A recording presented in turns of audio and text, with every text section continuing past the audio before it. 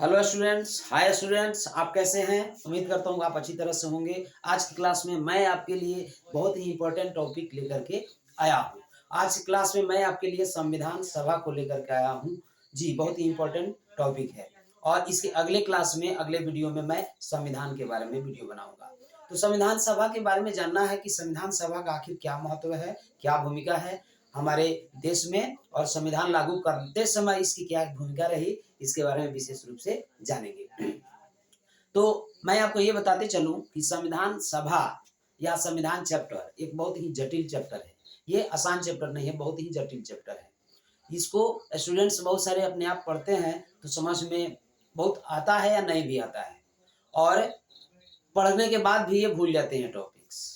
अगर इस चैप्टर को कोई एक्सप्लेनर अच्छी तरह से एक्सप्लेन कर दे तो शायद ये बहुत अच्छी तरह से समझ में आ जाएगा। इसी उद्देश्य को लेकर के मैं आपके सामने ये संविधान चैप्टर लेकर के आया हूँ। तो आज की क्लास में हम लोग जानेंगे विशेष रूप से संविधान सभा के बारे में और संविधान के बारे में। आइए देखते हैं। सबसे पहले ये जानना जरूरी है कि संविधान आखिर है क्या चीज, संविधान क्या है, आज की क्लास में हम लोग जानेंगे। तो जैसा कि बोर्ड पर ये लिखा हुआ है आपके सामने, संविधान, संविधान ये भाग एक है। और संविधान क्या है, तो लिखा हुआ है कि यह एक लिखित कानूनी दस्तावेज है। जी, भारतीय संविधान या कोई भी संविधान देश का एक लिखित कानूनी दस्तावेज होता है, लीगल होता है। इसको उस देश को अपनी मर्जी से अपनाया जाता है। राज्य के नियमों के संग्रह की एक मोटी किताब होती है। अगर किसी देश का संविधान बन रहा है तो कहने का मतलब ये हुआ कि उस देश के सारे नियमों का एक संग्रह होता है, एक किताब होता है। उसी किताब को हम बोलते हैं संविधान, जिसके ऊपर उस देश के सारे नियमों को संचालित किया जाता है और उस सारे देश के नियमों को चलाया जाता है। तो संविधान यह है। तो संविधान आप बोल सकते हैं कि एक लिखित कानूनी दस्तावेज है और किसी राज्य का एक विभिन्न कानूनों का एक नियमों का एक संग्रह है, एक मोटी किताब होती है संविधान। आइए देखते हैं। तो संविधान तो बनकर तैयार हो गया था। अब संविधान बनकर तैयार होने के बाद उसे लागू करने की जरूरत थी, उसे लागू करना जरूरी था। तो संविधान लागू करने के लिए सबसे पहले हमारे देश के बहुत सारे नेताओं ने, बहुत सारे विद्वानों ने सोचा कि कैसे संविधान को लागू किया जाए। तो संविधान को लागू करने के लिए एक संविधान सभा का गठन किया गया। आइए देखते हैं विशेष तौर पर से संविधान सभा के बारे में। ये पॉइंट है, भारतीय संविधान विश्व का सबसे बड़ा लिखित संविधान है। जी, भारतीय संविधान विश्व का सबसे बड़ा लिखित संविधान है। अगर क्वेश्चन पूछे कॉम्पिटिटिव एग्जाम में कि विश्व का सबसे बड़ा लिखित संविधान किस देश का है, तो आपका आंसर होगा भारत। लेकिन साथ साथ मैं ये बताते चलूं कि विश्व का पहला संविधान या पहला लिखित संविधान अमेरिका का था। 1789 ईस्वी में अमेरिका के संविधान को लागू किया गया था। और विश्व का सबसे बड़ा लिखित संविधान भारत का है। आइए देखते हैं अगला। भारतीय संविधान को तैयार होने में 2 वर्ष 11 माह 18 दिन का समय लगा था, यानी 3 साल से मात्र 12 दिन कम। 2 वर्ष 11 महीना 18 दिन का समय लगा था भारतीय संविधान को तैयार होने में। अगला पॉइंट है, भारतीय संविधान 26 नवंबर 1949 तक बनकर तैयार हो गया था। इसी दिन इसे अंगीकृत किया गया। यह आपका क्वेश्चन तैयार हो गया। भारतीय संविधान कब तक बनकर तैयार हो गया था? तो 26 नवंबर 1949 तक बनकर बिल्कुल रेडी हो चुका था। अब इसे लागू करने की जरूरत थी। तो भारतीय संविधान को इसी दिन अंगीकृत किया गया। अंगीकृत का मतलब होता है, यहाँ पे है, अंगीकृत का मतलब है अपनाना। तो भारतीय संविधान को 26 नवंबर 1949 को अपनाया गया, लागू नहीं किया गया, बल्कि अपनाया गया। आगे चलते हैं। भारतीय संविधान के निर्माण के लिए संविधान सभा का गठन जुलाई 1946 में किया गया। भारतीय संविधान के निर्माण के लिए और लागू करने के लिए संविधान सभा का गठन किया गया। कब हुआ संविधान सभा का गठन? जुलाई 1946 में। ये आप याद रखेंगे। अगला पॉइंट है, संविधान सभा का प्रथम अधिवेशन 9 दिसंबर 1946 को हुआ। क्वेश्चन अगर पूछे कि संविधान सभा का प्रथम अधिवेशन अर्थात प्रथम बैठक कब हुई, तो 9 दिसंबर 1946 को। इसी दिन 9 दिसंबर 1946 को डॉक्टर सच्चिदानंद सिन्हा को अस्थायी अध्यक्ष के रूप में चुना गया। संविधान सभा का अस्थायी अध्यक्ष डॉक्टर सच्चिदानंद सिन्हा को तथा स्थायी अध्यक्ष डॉक्टर राजेंद्र प्रसाद को चुना गया। 9 दिसंबर 1946 को संविधान सभा का अस्थायी अध्यक्ष डॉक्टर सच्चिदानंद सिन्हा को चुना गया और 2 दिन बाद फिर बैठक हुई 11 दिसंबर 1946 को, और 11 दिसंबर 1946 को संविधान सभा का स्थायी अध्यक्ष के रूप में डॉक्टर राजेंद्र प्रसाद को चुना गया। अगला पॉइंट है भाग 2 में आइए। 13 दिसंबर 1946 को पंडित जवाहरलाल नेहरू ने उद्देश्य से प्रस्ताव प्रस्तुत कर संविधान की आधारशिला रखी। संविधान सभा का क्या उद्देश्य होगा? उद्देश्य प्रस्ताव को प्रस्तुत किया उन्होंने 13 दिसंबर 1946 को पंडित जवाहरलाल नेहरू और संविधान की आधारशिला नींव रखा उन्होंने। अगला पॉइंट है संविधान के प्रारूप समिति का अध्यक्ष डॉक्टर भीमराव अंबेडकर को बनाया गया।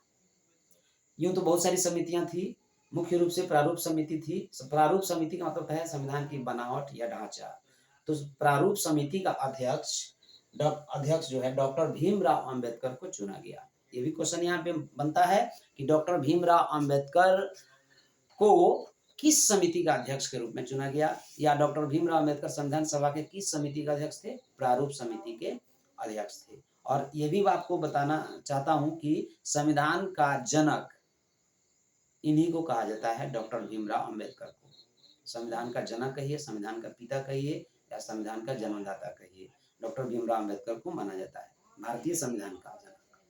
लेकिन एक और क्वेश्चन अगर पूछा जाए, बनता है यहाँ पे एक और क्वेश्चन कि संविधान का जनक किसको कहा जाता है? मान ली अगर पूछे कि संविधान का जनक किसको कहा जाता है, तो आंसर होगा अरस्तु को।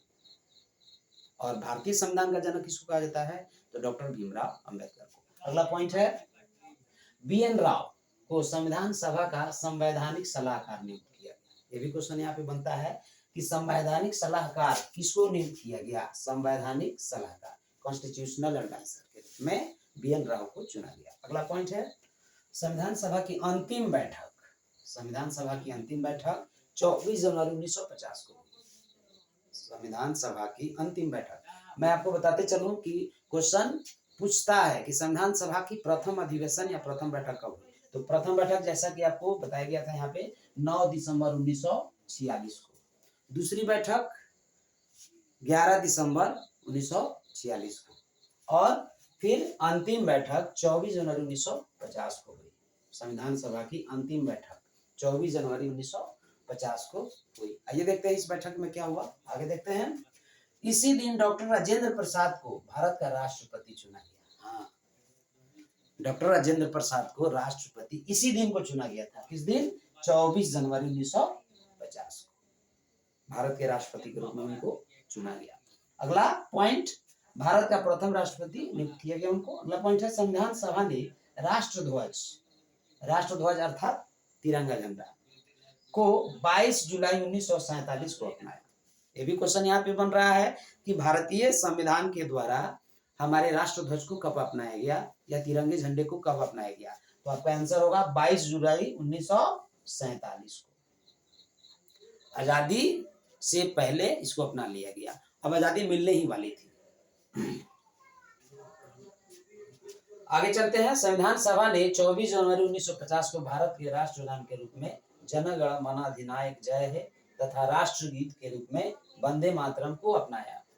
मैं आपको ये बताऊं कि 24 जनवरी 1950 को भारतीय संविधान की अंतिम बैठक हुई, और इसी बैठक में रविंद्रनाथ टैगोर के द्वारा लिखा हुआ जन गण मन अधिनायक जय हे और राष्ट्रगीत बंकिम चंद्र चटर्जी के द्वारा लिखा हुआ वंदे मातरम को इसी दिन अपनाया गया भारतीय संविधान सभा के द्वारा।